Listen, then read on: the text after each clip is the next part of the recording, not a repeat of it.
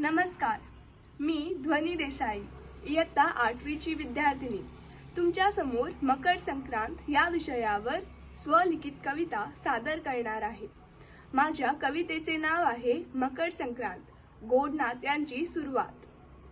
सूर्याच्या किरणांत नात्यांचा प्रकाश, पतंगाच्या चालीत चाळे आभाळाचा नाच. सणांच्या रंगात मिसळला गोडव्याचा श्वास, पिकांचे सोनेरीपण उघडते मनाचे धार. उसाचा रस, पोंगलाचा थाट, जेवायला बसू घेऊन बशी आणि पाट. नाचू व गाऊ एका स्वरात सपाट, वाहून येते उन्हाळ्याच्या सुरुवातीची लाट.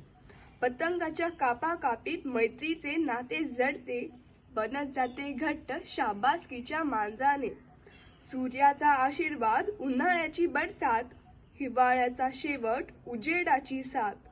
सोनेरी नभ पतंगांनी भरलेले, प्रत्येक घर फुलांनी सजलेले.